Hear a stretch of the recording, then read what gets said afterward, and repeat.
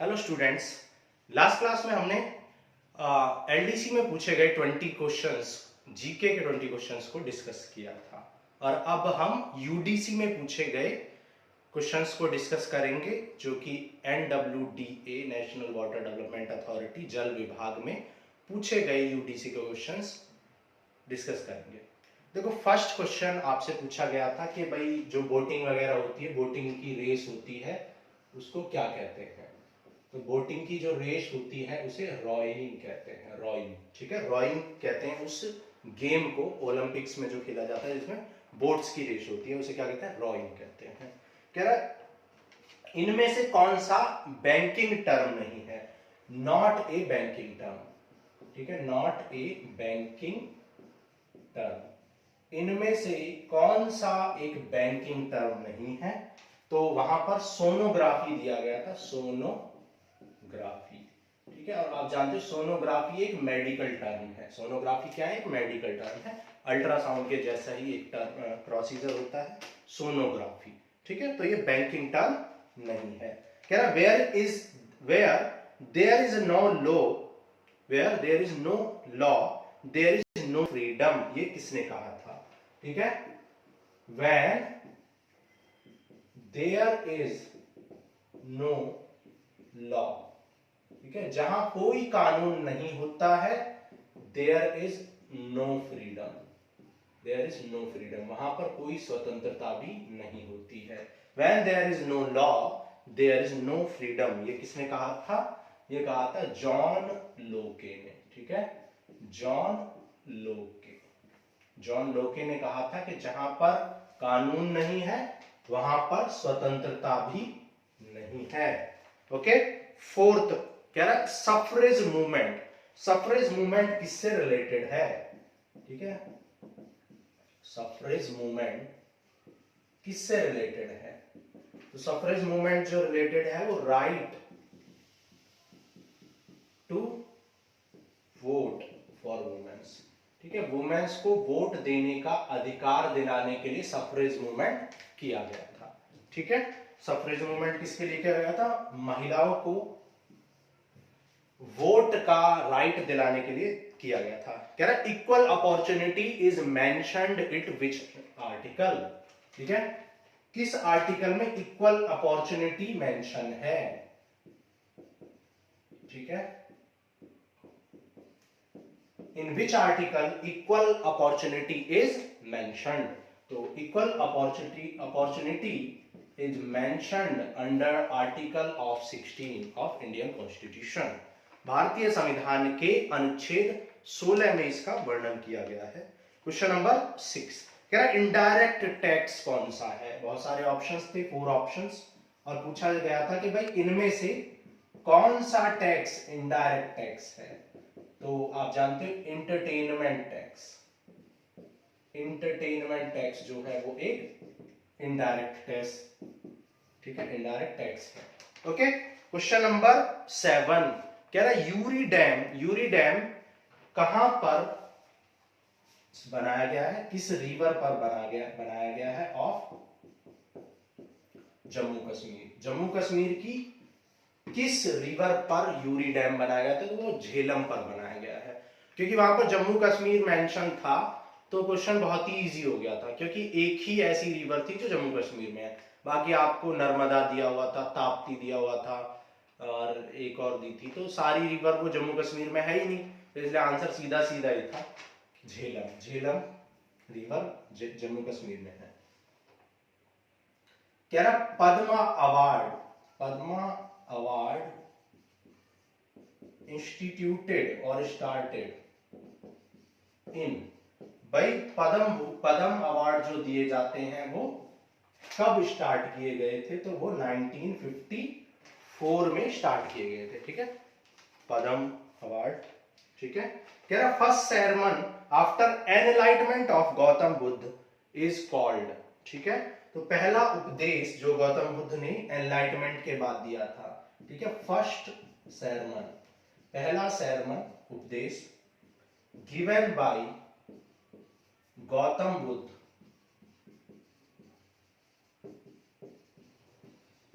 After enlightenment, enlightenment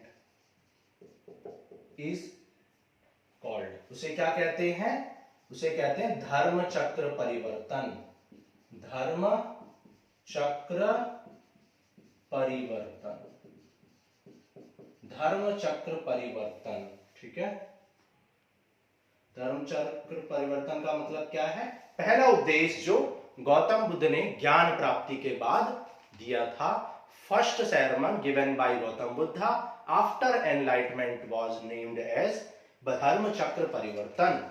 आगे next question आपसे पूछा गया था 10th, not a nuclear power station, इनमें से कौन सा न्यूक्लियर पावर स्टेशन नहीं है, तो आपको ऑप्शंस दिए थे काकरापारा, नरोरा, कलपक्कम, ये तीनों ही हैं, जबकि एक ऑप्शन था कोरबा, और कोरबा कोई न्यूक्लियर पावर स्टेशन नहीं है। ठीक है, not a nuclear power station, कौन सा न्यूक्लियर पावर स्टेशन नहीं है, तो तीन ऑप्शंस तो थे, नरोरा जो कि बुलंदशहर में है, कलपक्कम और नरोरा, कलपक्कम और अभी मैंने बताया, और एक था कोरबा, और कोरबा आप जानते हो कोरबा कोई न्यूक्लियर पावर स्टेशन नहीं है। तो ये 10 हो गए, इरेज कर देते हैं, फिर आगे करते हैं। ठीक है,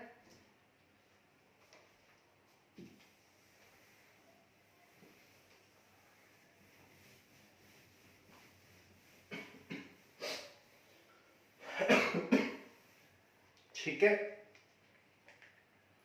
थोड़ी तबीयत खराब थी इसलिए कल नहीं कर पाए, अदरवाइज कल ही कर देते आप ये सब अपलोड। 11 नंबर कह रहा 3 हर्ट एनिमल, 3 हर्ट वाला एनिमल कौन सा होता है जिसके 3 हर्ट होते हैं, 3 हर्टेड और हर्ट एनिमल, 3 दिलों वाला एनिमल कौन सा होता है, ऑक्टोपस होता है। ठीक है,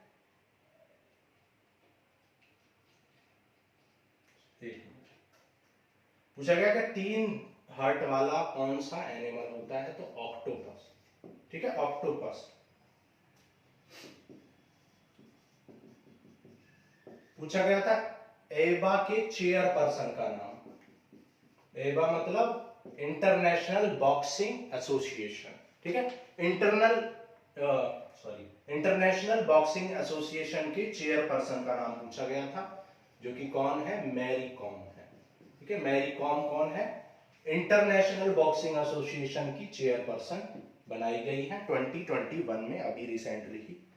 पूछा गया है currency of Russia, currency of Russia, भाई रशिया की करेंसी का नाम क्या था, तो आपने गाना सुना होगा, रूस का रूबल देखा, अफ्रीकी डॉलर देखा, ऐसा कुछ, तो करेंसी ऑफ रशिया क्या थी, रूबल। ठीक है, रशिया मतलब रूस।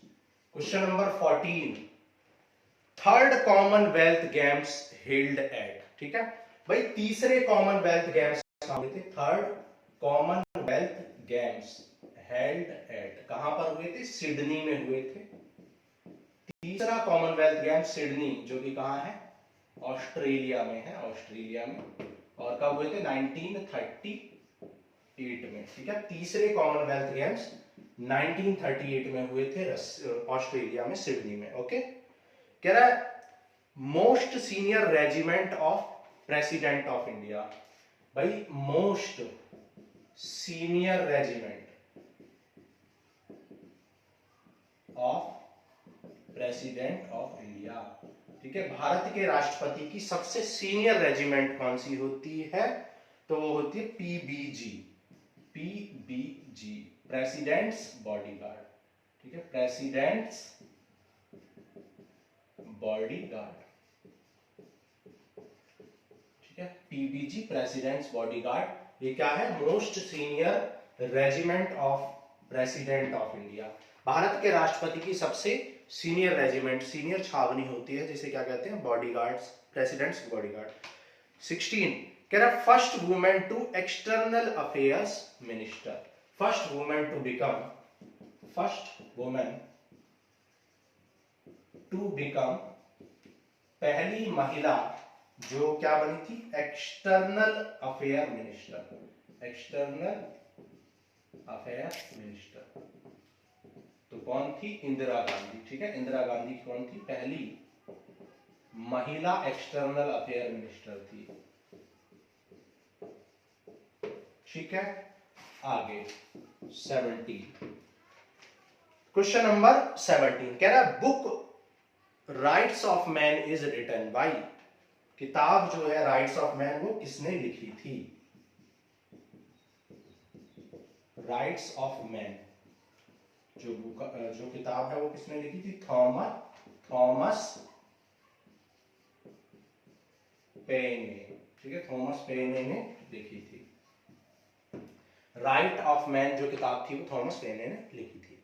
कह रहा है device that is used to measure altitude. भाई एल्टीट्यूड यानी हाइट को किससे मेजर करते हैं? ठीक है, device to measure altitude. Altitude यानी कि हाइट। हाइट को मेजर करने के लिए कौन सा डिवाइस यूज होता है? तो ऑप्शन में थे गैल्वेनोमीटर और पता नहीं क्या क्या थे। ठीक है, तो एल्टीट्यूड को कौन नापेगा? एल्टीमीटर। नाम से ही पता चल रहा है एल्टीट्यूड को एल्टीमीटर नापता है। 19 कह रहा है who awarded Salman Rushdie for knighthood. ठीक है, सलमान रशदी को किसने अवार्ड दिया था? ठीक है, who awarded Salman Rushdie for knighthood. भाई नाइटहुड के लिए किसने अवार्ड दिया था सलमान रशदी को? तो किसने दिया था? क्वीन एलिजाबेथ ने। ठीक है, क्वीन एलिजाबेथ ने दिया था अवार्ड सलमान रशदी को। ये कोई मूवमेंट था जो मुस्लिम से रिलेटेड कुछ मूवमेंट था। कह रहा the power of population is indefinitely greater than the power of earth to produce substances. भाई लोगों की जो ताकत होती है यानी पॉपुलेशन की जो ताकत होती है वो ज्यादा होती है किससे? Population of earth to produce substances. Earth अपने अंदर नए नए सब्सटेंस प्रोड्यूस करती है, उससे भी ज्यादा पावर किसकी होती है? लोगों की होती है। और ये थॉमस मैस्थस ने कहा था। ठीक है, पावर ऑफ क्या है? Power of population is greater than power of earth to produce substances. Substance produce करने की जो पावर होती है उससे भी ज्यादा लोगों की पावर होती है। और ये बात किसने कही थी? ये बात कही थी थॉमस मैस्थस ने। ठीक है, Thomas Malthus. So this ends with your 20 GK questions of UDC. अब नेक्स्ट लेक्चर में हम क्या करेंगे? नेक्स्ट में हम करेंगे, कुछ ही देर बाद अपलोड हो जाएगा वो भी, और वहां पर हम करेंगे कंप्यूटर के एलडीसी के क्वेश्चंस, फिर कंप्यूटर के यूडीसी के क्वेश्चंस, फिर उसके बाद हम करेंगे रीजनिंग के क्वेश्चंस एलडीसी के, फिर यूडीसी के, फिर हम करें तो इवनिंग तक सारे जितने भी क्वेश्चंस पूछे गए थे सारे अपलोड कर लेंगे। सो अभी के लिए इतना ही। Thank you.